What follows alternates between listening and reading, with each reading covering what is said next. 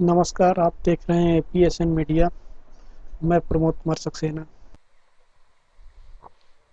यह कहानी कई बार पढ़ने सुनने को मिलती है। एक गांव था जहां बारिश नहीं होती थी। वहां के लोग बहुत दुखी रहते थे। फसल के लिए पानी कहां से लाएं? निराश और दुखी होकर लोग कई तरह मन्नतें मांगते, परंतु कुछ नहीं होता।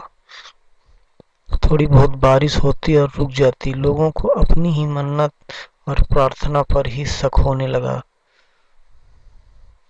फिर गांव में एक साधु आया।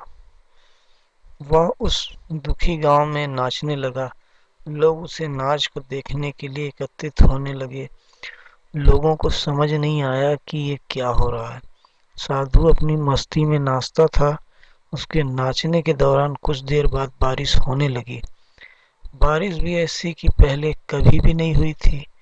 लोग प्रसन्न हो गए और वह भी उस साधु के साथ नाचने लगे। लोगों के मन में ये धारणा बैठ गई कि साधु के नाचने से ही बारिश होती है।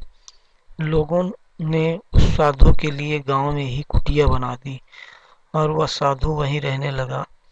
फिर जब भी गांव वालों को बारिश की जरूरत होती तो वह साधु से कहते और साधु नाचने लगता।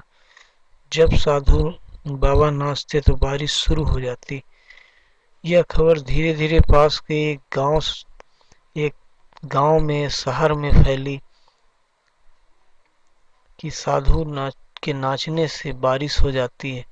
वहां के पढ़े लिखे कुछ लड़के यहाँ यह जानने के लिए गांव में आए और उन्होंने गांव वालों को कहा, ये तुम्हारा वहम है। साधु के नाचने से बारिश नहीं होती है। कोई भी नाचे तो बारिश हो सकती है, और बारिश के समय में तो बारिश होगी ही। उन लड़कों ने गांव वालों को चुनौती दे दी कि हम भी नाचेंगे तो बारिश होगी।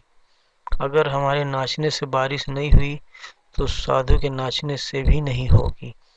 यह सुनकर अगले दिन सुबह सुबह ही गांव वालों ने उन लड़कों को लेकर साधु की कुटिया पर पहुंचे और साधु बाबा को सारी बात बता दी। अब चुनौती स्वीकार करके शहरी लड़कों ने नाचना शुरू किया। आधा घंटे बाद पहला लड़का थक कर बैठ गया, पर बादल नहीं दिखे। एक घंटे बाद दूसरा लड़का भी बैठ गया, पर बादलों का नामो निशान नहीं था। फिर बाकी लड़के भी नाच कर थक कर बैठ गए, फिर भी बारिश नहीं हुई। गांव वाले ने कहा कि अब साधु बाबा की बारी है। साधु बाबा ने नाचना शुरू किया। एक घंटा बीता, बारिश नहीं हुई, परंतु साधु बाबा नाचते रहे। 2 घंटा बीता, बारिश नहीं हुई, फिर भी साधु बाबा रुकने का नाम नहीं ले रहे थे। धीरे धीरे सूर्यास्त होने लगा और साधु बाबा का नाच भी बढ़ने लगा। तभी बादलों की गर्जना सुनाई देने लगी। सभी को के आंखें आसमान पर टिक गई। कुछ ही देर बाद बारिश शुरू हुई। सभी लड़के देखकर दंग रह गए। क्षमा मांगते हुए साधु बाबा से पूछा, यह कैसे संभव हुआ कि हमारे नाचने से बारिश नहीं हुई लेकिन आपके नाचने से हो गई? साधु बाबा ने कहा कि 3 बातें ध्यान रखने की हैं। पहला, विश्वास होना जरूरी है। दूसरा यह कि मैं सोचता हूँ अगर मैं नाचूंगा तो बारिश होना ही पड़ेगा। और तीसरा कि मैं तब तक नाचूंगा जब तक कि बारिश ना हो जाए। इस कहानी से यह सीख मिलती है कि आप अपनी सफलता के प्रति विश्वास रखें। सफल होने होंगे यह तय मान लीजिए। तब तक प्रयास करते रहें जब तक कि आप सफल नहीं हो जाते।